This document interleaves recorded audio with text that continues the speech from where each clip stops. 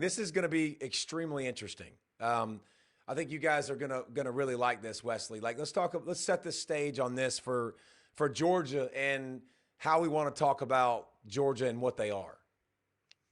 Them dogs is hell, by the way. Perfect timing. Thank you, Alex Galesh, to win at Archie with that veer and shoot offense. All right, look, we all live near Athens, and we are inundated with the vibes of this program. So outside of what happened Saturday night, okay, you're looking at historic things like Alabama converting 13 third downs against Georgia. Cole Kublik shared that number on X. That's the first time that's happened in 30 years against Georgia's defense, okay? Wow. That kind of stuff was really frustrating to watch. But outside of this game, okay, here's some big picture numbers about Georgia of late. In its last 7 Power 4 games, the Dogs, yeah, the Dogs have gone 4-3, okay? 4 of those wins, you had to go to OT to do it. Now look, one of them was against Texas in the SEC championship game. One of them was against Georgia Tech in a rivalry game. You'd go to 20 overtimes if that's what it took to beat your rival, right? But the dominant days of Georgia football appear to be over. And a lot of Dogs fans naturally acting emotionally about that after being spoiled in those championship years and after. I mean, you still saw some dominant wins even in 23 and 24. So what is going on with the Dogs, David? I mean, 4-3 record. That's been crazy. Almost a calendar year since Georgia's had a halftime lead against the Power 4 program. That was at Texas last October. So we want to hit that right there. I think hit that right there. Like, so nobody's denying Kirby's an elite coach.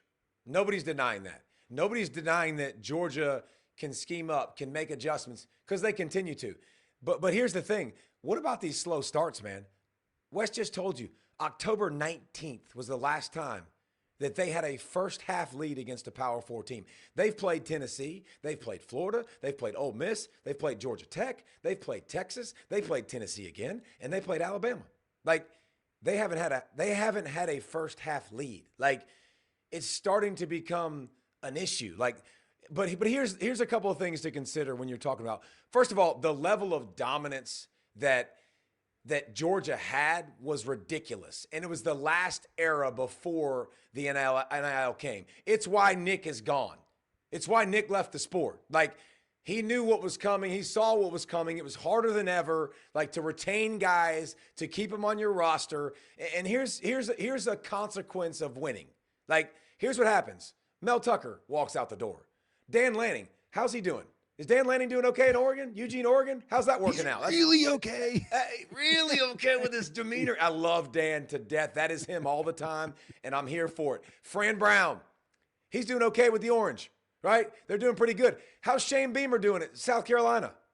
Sam Pittman just got fired, but, like, there's another guy that went and took another job who's an elite recruiter. Dale McGee took a job. Like, so many guys, when you have success, you start to get cherry picked, and you have to continue to fill those spots and it's not easy. It's not easy to do. He's done a really good job of it, but that's also, so you've had that attrition, and you've had the new rules come in, like the new NIL, the transfer portal, the new world.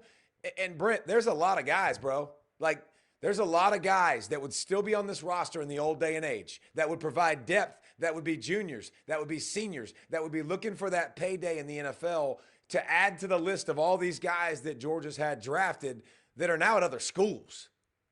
Yeah, and a lot of them even haven't played necessarily great at other schools. Some, I think, are impact players that they've lost. But it's also guys it's the depth pieces. But yes, when you think back to 21 and 22 and even 23 to a certain extent, what was it built on? To me, it was built on the ultimate team where no place on your roster was a minus, and especially defensively. There was no area that was looked at as an area of concern or weakness, and you had depth and things like that to go with the playmakers. But now, because of all these things, and because of some recruiting misses, specifically to me in the secondary, you thought guys were going to be big-time players, and they aren't necessarily, or they haven't become that yet. But two things. One, would we even be talking about this if they won Saturday and, the catch was made and they're 4-0 and potentially ranked, in the top 2 or 3. I don't think so. Probably not. 2, quarterback play. Like, it just hasn't been. It's been okay. He's not 2 years hurting. ago, Beck was really good. Yeah, and Beck but no, I'm was talking elite. about this year specifically. Yeah.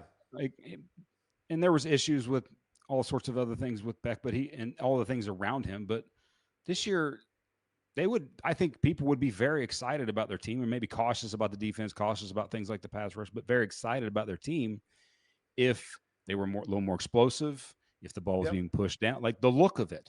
Like, just something that I saw today.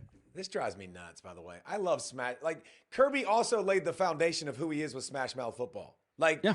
And it's not like the offense sucked last week. Like, No. the offense was good. And if you make a catch that was perfectly dialed up and you got your freshman the play you wanted, you put him in that spot for a reason, like to make that play, he catches it. I understand what you're saying. It's not pretty.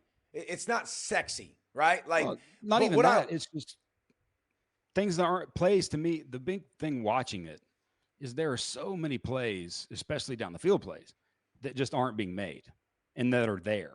And if you make those plays, I think everybody feels a lot better about. Hey, them Dogs as hell is on board with you, Brent. I think the issue is that UGA is that our offense is not explosive like it was in 21-22.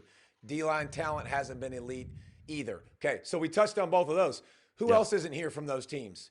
Buster Faulkner's at Georgia Tech.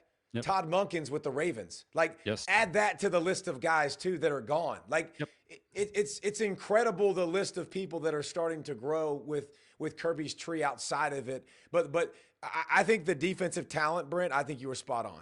Like, and I think everybody can see that. Like, you've got to find those guys on the defense that can make plays, rush the quarterback. But I also think that was the stupidest error in the history of football, and you'll never see another defense like that. I don't think you'll ever see another defense like that in college football. Everybody going to the league, everybody being drafted. It was absolutely insane.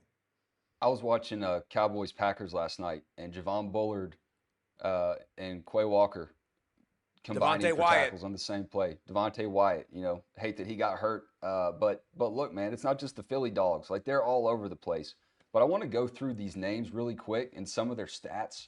Marvin Jones Jr. at Oklahoma, Bear Alexander at Oregon, Jamal Jarrett at USC. Like Brent said, they haven't all been studs. But when I look at guys like Alexander and Jarrett, you think of guys with the ilk of Jalen Carter, Jordan Davis, those big gap-plugging defensive linemen that really set the tone and get Kirby's defenses lathered up. They don't really have a guy like that. They go with the numbers, but you've got Damon Wilson at Mizzou, who's lighting it up. He's like third in the SEC in sacks. Darius Smith also at Mizzou, Sam Mpemba, Xavier Sori at Arkansas, A.J. Harris at Penn State, Chris Peel at Syracuse, and then on the offensive side of the ball, obviously you got Beck. And look, this is not to make an excuse for Georgia. Every team is dealing with this, but it's just some reference, some context for when you see different games around college football on Saturday and you hear some of these names, they could have been playing between the hedges.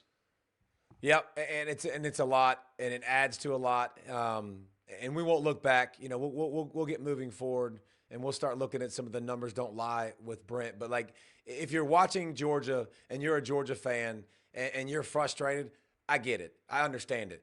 But you also won back-to-back championships too, and that has to be really fun.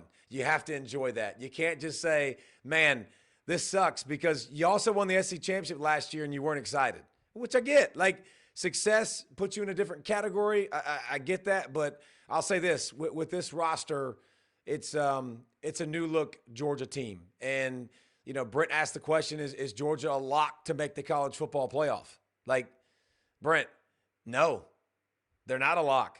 Like, they're not a lock to make the playoff. And before we get to your numbers, don't lie, dude. I mean, I think there's a better chance that I'll put it like this. There's a better chance that they lose at least because remember they went to overtime with Tennessee. Think how bad Georgia fans would be feeling right now if they were 2-2. 2-2. Like their world would be collapsing. The sky would be falling. So all right. So here's we go. Let's play the game that we played earlier in the summer. What's more likely? They're 8-4 or 10-2. I don't think you want to hear my answer. I don't think dog fans want to hear my answer. That's why the question is a great question. Yeah. I mean, I think it's 8-4. I think because I don't think the offense is elite. And I don't think the defense is elite. So you're good. Now, here's the thing that could save their schedule: the home games, the ats. Like Texas coming to your place, you got a chance to save that. Ole Miss coming to your place, which is going to be a pain in your butt. You got a chance to win. Your bigger games right now are going to be at home. But I would, if you were asking me that question, I think there's a better chance Georgia goes 8-4 than they go 10-2. I think 10-2 is the ceiling.